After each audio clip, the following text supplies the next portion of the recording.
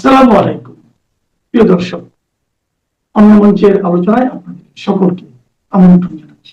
ইসলামী মতে জুম্মাবার দীর্ঘ কয়েক দশকের রীতি রেওয়াজ মেনে এদিনও কলকাতার রাজাবাজারে মুসলমানরা রাজপথে একত্রিত হয়েছিলেন জুম্মার নামাজ আদায় করতে। কিন্তু সেখানে উপস্থিত পুলিশ বলে এখন থেকে রাস্তা আটকে নামাজ আদায় করা যাবে না, সরকারি আদেশ জারি হয়েছে। এরপর শুরু হয় নামাজি ও পুলিশের মধ্যে তীব্র বাকবিতণ্ডা। পুলিশকে সাহায্য করতে চলে আসে আধা সামরিক বাহিনীর বড়সড় ফৌজ। শেষ পর্যন্ত অবশ্য বড়সড় কোনো গোলমাল হয়নি। শেষ খবরে জানা যায় নামাজ পড়তে আসা মানুষের একটা অংশ নামাজ আদা করেন রাস্তার উপরেই, বাকিরা চলে যান মসজিদে। এই বিষয়ে কি হয়েছে রাজাবাজারে তার ভিডিও ইউটিউব এবং অন্য সামাজিক মাধ্যমে যথেষ্ট পরিমাণে এসেছে, সহজেই পাওয়া যায়। আপনারা নিশ্চয়ই যাদের এই ব্যাপারে উৎসাহ আছে তারা দেখেছেন হয়তো। আমি তাই শুধু ঘটনার ভিডিও না দিয়ে এ বিষয়ে অন্যরা যেসব কথা নিয়ে আলোচনা করেননি, আমি সেই বিষয়টা নিয়ে এখানে আলোচনা করছি। এ বিষয়ে বাজারে উড়ে বেড়ানো নানা রকম জল্পনা গুজব, মিথ্যা প্রচার এবং তার বিপরীতে সত্যিটা আসলে কি, রাস্তায় নামাজ পড়ার বিরুদ্ধে এই রাজ্যের রাজ্য সরকার কি আদেশ জারি করেছে এবং ভারতের অন্য রাজ্যেও কি অবস্থা চলছে, কেন শুধু শুক্রবার রাস্তায় নামাজ হয়, এই বিষয়গুলি নিয়ে আলোচনা করব। কারণ নামাজ তো 5 ওয়াক্ত নামাজ প্রতিদিন পড়া, এটা তো হচ্ছে তাদের মুসলমানদের এটা ধর্মাচরণ। কিন্তু শুক্রবার জুম্মাবারে কেন এই রাস্তায় জুম্মাবারের নামাজটা কেন আলাদা, এই বিষয়টা নিয়েও একটু 2-4 কথা বলবো।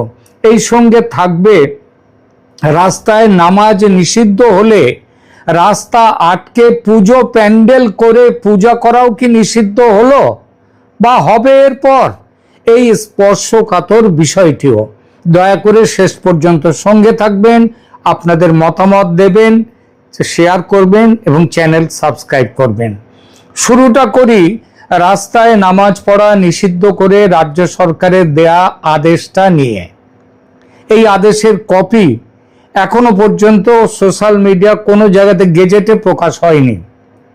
গতকাল এক আমার বন্ধু, তিনি হিন্দু হিসেবে পরিচিত, তার নামে হিন্দু, তার পূর্বপুরুষও হিন্দু ছিলেন এটা জানি, তবে তিনি ধর্ম মানেন না, সেকুলার গোত্রের মানুষ। তিনি আমাকে কাল ফোন করে বললেন, আসতে না আসতেই তোমরা মুসলমানদের নিয়ে ধর্মের খেলা শুরু করে দিলে ভায়া। তার কাছেই শুনলাম সরকারি যা আদেশ জারি হয়েছে, জুম্মাবারের নামাজ রাস্তায় পড়া যাবে না। সরকারের এই একটি আদেশের ফলে জন্ম নিয়েছে রাজ্য জুড়ে তীব্র জল্পনা। শুধু রাজ্য জুড়ে কেন, রাজ্যের বাইরেও, এমনকি বিদেশেও। একদিন আগে আপনারা জানেন গরু জবাইয়ের প্রচলিত নিয়ম বন্ধ করে নতুন করে জারি করা হয়েছে 1950-এর সম্পর্কিত আইনটি। 8টা বিধিনিষেধ দেয়া হয়েছে। গরু মোষ কাদেরকে হত্যা করা যাবে, কাটা যাবে, কাদের মাংস খাওয়া যাবে, ব্যবহার করা যাবে, সেই বিষয়টি কিভাবে করতে হবে, 8 দফা নির্দেশ। সেটা নিয়ে আমি একটা ভিডিও এর আগে করেছি। তারপরেই একদিন 2 দিন না কাটতেই হচ্ছে নামাজ নিয়ে এই আদেশ। যদিও আদেশের আগেই বলেছি সঠিক ভাষ্য নিয়ে প্রচুর মতভেদ, অন্তত এই মুহূর্তে। বেশিরভাগ মানুষ বলছেন সরকারি আদেশ হয়েছে রাস্তায় নামাজ পাঠ করা যাবে না। সুতরাং দেখা যাক পশ্চিমবঙ্গে কি সত্যি মুসলিমদের রাস্তায় নামাজ নিষিদ্ধ করে দিয়েছে নতুন বিজেপি সরকার। সোশ্যাল মিডিয়ায় বিষয়টি এমনভাবে ছড়ানো হয়েছে যাতে পুরো ঘটনার প্রকৃত ভাষ্যটাই আড়ালে চলে যায়। আজ আমরা এই বিতর্কের দাবি, বাস্তবতা, ধর্মীয় প্রেক্ষাপট এবং রাজনৈতিক অর্থ সমস্ত কিছু একসঙ্গে বুঝে নেয়ার চেষ্টা করব।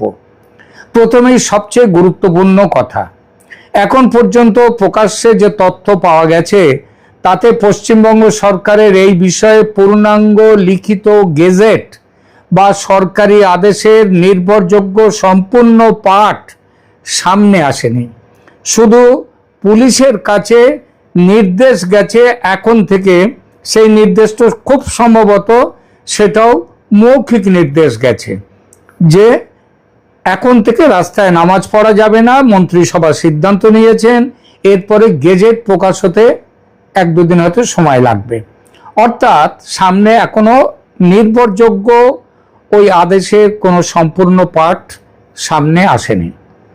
সুতরাং সোশ্যাল মিডিয়ায় অনেকে যেভাবে বলছেন সরকার লিখিতভাবে শুধু মুসলিমদের রাস্তার নামাজ নিষিদ্ধ করেছে, সেই দাবির পক্ষে এখনো প্রকাশ্য প্রামাণ্য নথি পাওয়া যায়নি। তবে আদেশ না থাকলে, কিছু একটা না থাকলে পুলিশ এভাবে বাধা দিতে যে আসতো না, এটাও ঠিক। তাহলে বিতর্কটা শুরু হলো কিভাবে? বিতর্কের কেন্দ্রবিন্দুতে আছে বিজেপি নেতা ও বিধায়ক অর্জুন সিংয়ের একটি বক্তব্য। বিভিন্ন পত্রিকা, বিভিন্ন মিডিয়ার প্রতিবেদনে তাকে উদ্ধৃত করে বলা হয়েছে মসজিদে নামাজে আপত্তি নেই, কিন্তু রাস্তায় নামাজ পড়া যাবে না। এমনকি রেড রোডের মতো বড় জায়গায়, যেখানে আমাদের প্রাক্তন মুখ্যমন্ত্রী মমতা বন্দ্যোপাধ্যায় হিজাব পরে যেখানে যেতেন, গিয়ে নামাজ আদায়ের সময় থাকতেন, সেটা আর করা যাবে না। ওখানে কোনো ধর্মীয় জমায়েত হবে না, এটা অর্জুন সিং বলেন। এবং এই বক্তব্য থেকেই জনমনে এই ধারণা তৈরি হয় যে নতুন সরকার রাস্তায় নামাজের বিরুদ্ধে কঠোর অবস্থান নিয়েছে। কিন্তু এখানেই আছে প্রথম বড় ফ্যাক্ট চেকের জায়গা, কারণ এখন তো অনেক কিছু উড়ে বেড়ায়, সেই জন্য ফ্যাক্ট চেকের প্রয়োজন থাকে। কিছু প্রতিবেদনে আবার পুলিশ সূত্রের বক্তব্য উদ্ধৃত করে বলা হয়েছে যে সরকারের সিদ্ধান্ত হচ্ছে তাতে নামাজ নিষিদ্ধ করার সুনির্দিষ্ট কোনো ভাষা নেই। অর্থাৎ রাজনৈতিক বক্তব্য একরকম, প্রশাসনিক ব্যাখ্যা আর এক রকম। অর্জুন সিং রাজনৈতিক বক্তব্য দিয়েছেন, প্রশাসনিক বক্তব্য পুলিশ সূত্রের যে কথাটা বললাম সেই সূত্রে এসছে। অর্থাৎ এই যে দুই রকমের ব্যাখ্যা, এই ফাঁকটাই এই বিষয়ের পুরো বিতর্ককে উত্তপ্ত করে দিয়েছে। এখন প্রশ্ন হলো, বিষয়টি কি শুধু মুসলিমদের নামাজ নিয়ে? কারণ পুলিশ সূত্র বলছে যে রাস্তায় কোনো ধর্মীয়, মানে রাস্তা আটকে কোনো রকম ধর্মীয় কোনো কিছু এটা করা যাবে না, তাদের এখানে বলেছে। এবং নামাজ নিয়ে সেখানে কিছু আলাদা করে বলা হয়নি। এটা হচ্ছে পুলিশ সূত্রের একটি বক্তব্য সেই অনুযায়ী। সুতরাং পাওয়া রিপোর্টগুলোর একাংশ বলছে প্রশাসনিক অবস্থানটি আসলে রাস্তা দখল করে কোনো রকমের ধর্মীয় জমায়েত বা প্রার্থনা করা নিষিদ্ধ ঘোষণা করেছে সরকার। অর্থাৎ নীতিগতভাবে যদি এই ব্যাখ্যা সঠিক হয়, তাহলে শুধু রাস্তায় নামাজ নয়, রাস্তা আটকে পুজো করা চলবে না, আরতি করা চলবে না, কোনো ধর্মীয় আচার অনুষ্ঠানও একই মানদণ্ডের আওতায় পড়ার কথা, অর্থাৎ সেগুলোও করা যাবে না। এখানেই মুসলিম বিরোধী নিষেধাজ্ঞার পাবলিক অর্ডার ভিত্তিক প্রশাসনিক কড়াকড়ি, এই দুই বয়ানের মধ্যে পার্থক্য তৈরি হয়ে যায়। অর্থাৎ প্রশাসনিক আদেশ শুধু মুসলমানদের ধর্মীয় আচরণ বন্ধ করে জারি করা হয়েছে এমনটা নয়। সুতরাং যারা বলছেন আমার ওই বন্ধুর মতো যে মুসলমানদের বিরুদ্ধে ব্যবস্থা নিয়েছে এই সরকার, বিষয়টা তা নয়। এখন একটু জুম্মার প্রসঙ্গে আসি।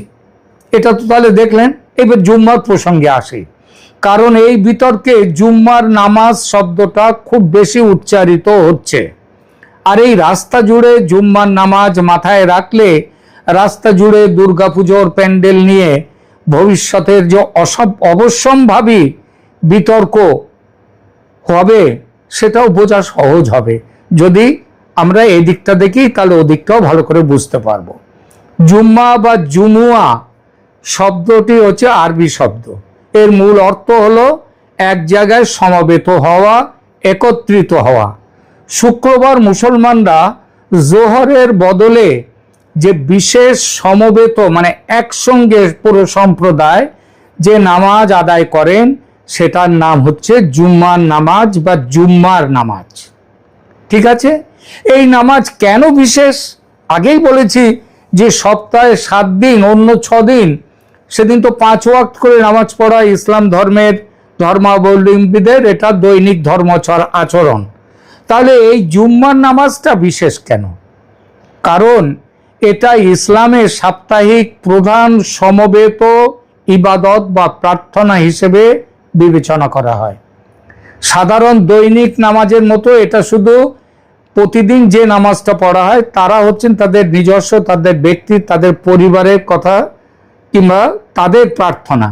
আর জুম্মার নামাজ হচ্ছে এটা জামাতের পাশাপাশি খুতবা থাকে।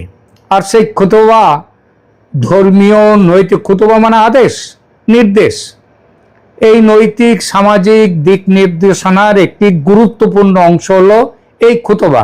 ওই যে আমাদের সব বলে না যে জুম্মার নামাজে নির্দেশ হবে যে মুসলমানরা কাকে ভোট দেবে, তাহলে তো এটা বুঝতে পারছেন সেখানেই বলে দেওয়া হয় যে তোমাদের সবাই কোথায় ভোট দেবে, এই রকম। ফলে এটা একটা খুব গুরুত্বপূর্ণ। এর ফলে জুমার নামাজ কেবল একটি ব্যক্তির প্রার্থনা নয়, এটা হচ্ছে মুসলিম সমাজ জীবনে এটা এক ধরনের সাপ্তাহিক সমাবেশ। এর ধর্মীয় ভিত্তিও কিন্তু খুব গুরুত্বপূর্ণ। কোরআনের যে সূরা আছে জুমার, তার 9 নম্বর আয়াতে বলা হয়েছে জুম্মার দিনের নামাজের আহ্বান হলে আল্লাহর দিকে মানুষ সেখানে ধাবিত হয় এবং সেখানটায় বেচাকেনা বন্ধ করার কথাও ওদিন বলা হয়। এই কারণেই জুম্মার নামাজ শুধু ঐতিহ্যগত নয়, আপনারা জানেন যে জুম্মার ইসলামী দেশে এই শুক্রবার এই জন্যই বেচা কেনা কাজকর্ম সমস্ত কিছু বন্ধ করা হয়, ছুটির দিন সাপ্তাহিক। কোরআনের ভিত্তি সম্পন্ন একটি সমবেত প্রার্থনা স্থল হিসেবেও মুসলমানদের কাছে এই জুম্মার নামাজের একটা বিশেষ মর্যাদা। আর ইতিহাসের দিকে, এর উৎপত্তির দিক থেকে কি বলা হচ্ছে যে হিজরতের পর মদিনা পর্বে জুমা ফরজ হয় এবং নবী মুহাম্মদের মদিনায় আগমনের পথেই তিনি প্রথম জুমার নামাজ পড়েন, আদায় করেন। যদিও এই অংশটি আধুনিক রাষ্ট্রীয় আইন বা প্রশাসনিক বিতর্কের সঙ্গে সরাসরি সম্পর্কিত নয়, আমার আজকের আলোচনা তো এই জুম্মার নামাজ নিয়ে এত কথা বলার কোনো কারণ নেই। শুধু বললাম এটা আমাদের কাছে যেমন আমাদের দুর্গা পূজা যেমন আমাদের কাছে সব থেকে বড় পূজা, আমি উৎসব কথাটা ব্যবহার করব না, কারণ আমরা হিন্দুরা পুজোর শেষ করে দিয়েছে এই দুর্গা পুজোকে উৎসব হিসেবে দেখে, ধর্মের দিকটা বাদ চলে গেছে। এবং এই ধর্ম না দেখে দুর্গাপুজোকে শুধু উৎসব বা ফুর্তি বা আরাম বিলাস, এই যে জিনিসটা এইটা শুরু হয়েছে আমাদের এখানে আমাদের বিখ্যাত বামফ্রন্টের বাম সরকারের আমল থেকে, কমিউনিস্ট নীতিবোধ থেকে। সেখানে বলা হয়েছে শারদ দুর্গা পূজা বলা হয় না, আমাদের নিমন্ত্রণ পত্রে দেখবেন শারদ উৎসব, এটা পুজো নয়। মুসলমানদের অন্তত একটা দিকেই বলতে হয়, তারা এই জুম্মাটাকে কোনো উৎসব করেনি, জুম্মাবারের নামাজকে, এটা তাদের কাছে ধর্মাচরণ। এখন আবার পশ্চিমবঙ্গের প্রসঙ্গে ফিরি। গতকালের জুম্মার নামাজকে ঘিরে যে উত্তেজনার খবর পাওয়া গেছে তার সবচেয়ে স্পষ্ট রিপোর্ট এসেছে কলকাতার রাজাবাজার এলাকা থেকে, যেটা দিয়ে শুরু করেছি এখনকার আলোচনা। যেখানে রাস্তায় নামাজে পুলিশ বাধা দিলে উত্তেজনা তৈরি হয়। তবে একটা জিনিস মনে রাখতে হবে যে পশ্চিমবঙ্গের অন্য কোথাও একই ধরনের কোনো গোলমালের নির্ভরযোগ্য পৃথক রিপোর্ট পাওয়া যায়নি। এর মানে মুসলিম সমাজ কিন্তু এই প্রশাসনিক আদেশের বিরোধিতায় নামেনি, তারা সাধারণভাবে এই নিষেধাজ্ঞা মেনে নিয়েছে। এমন নিষেধাজ্ঞা কি ভারতের অন্য কোনো রাজ্যে আছে? একটু দেখা যাক। দেখুন, উত্তরপ্রদেশের যোগী আদিত্যনাথের সরকার এই রকমই আদেশ জারি করেছিলেন 2019 সালে। সেখানে রাজ্য জুড়ে রাস্তায় নামাজ এবং সড়কে যান চলাচলে ব্যাঘাত তৈরি করতে পারে এমন ধর্মীয় আচার যেমন আরতি নিষিদ্ধ করার নির্দেশ দেয়। পরে কিছু জেলায় এই নিয়ম কড়াভাবে যে প্রয়োগ হচ্ছে সেখানে সে খবরও পাওয়া যায়। 2025 সালে মিরাটে ঈদের নামাজ নির্দিষ্ট মসজিদ বা ঈদগাহে সীমিত রয়েছে, এই রিপোর্টও প্রকাশিত হয়েছে বিভিন্ন সংবাদপত্রে। অর্থাৎ রাস্তার ধর্মীয় জমায়েত নিয়ন্ত্রণের প্রশাসনিক যুক্তি ভারতে একেবারে নতুন নয়। তবে বলছি, শুরুটা হয়েছে যোগী আদিত্যনাথের উত্তরপ্রদেশে। পশ্চিমবঙ্গের বিতর্কটি নতুন, কিন্তু বিষয়টি পুরোপুরি নজিরবিহীন নয়।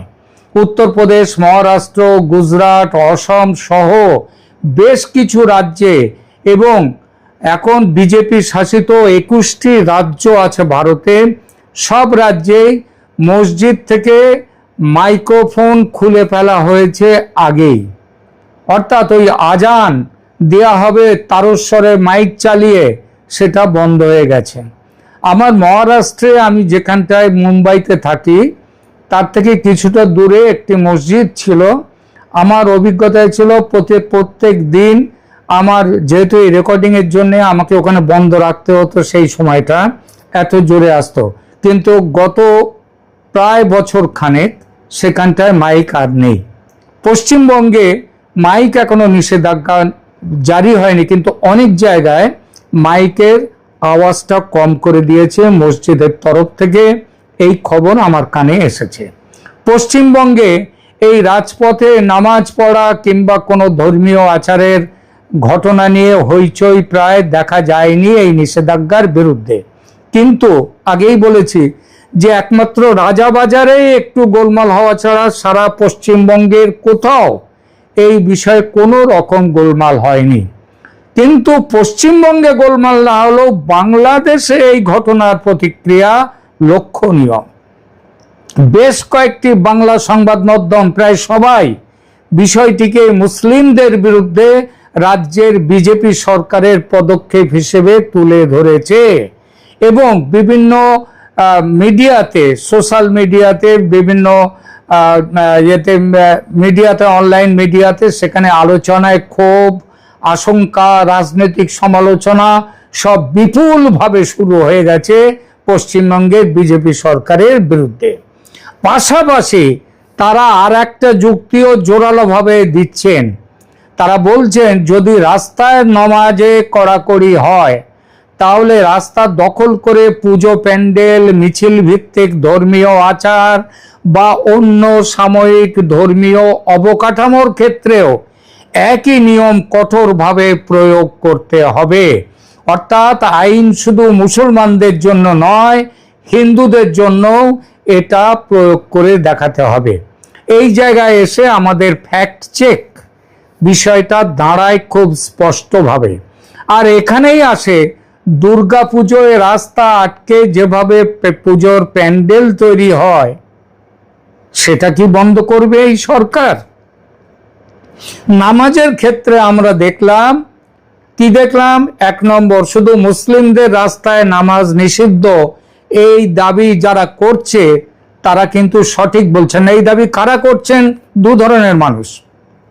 এক হচ্ছে যারা ঘোরতর হিন্দুত্ববাদী, তারা বলছেন মুসলিমদের রাস্তায় নামাজ এবার বন্ধ করে দেয়া হলো। আবার যারা মৌলবাদী মুসলিম, তারা বলছে এই সরকার, এরা হচ্ছে হিন্দুদের সরকার, হিন্দুত্বের সরকার, এরা মুসলমানদের উপরে অত্যাচার করছে, এইরকম দাবি। কিন্তু এই দুটো কথাই হচ্ছে মিথ্যে। কারণ প্রকাশ্য সরকারি লিখিত পাঠ এখনো কেউ পাননি, সেটা গেজেট বেরোলে বোঝা যাবে। তবে কি পেয়েছি সেটা, আমি কি পেয়েছি সেটা একটু পরে বলছি।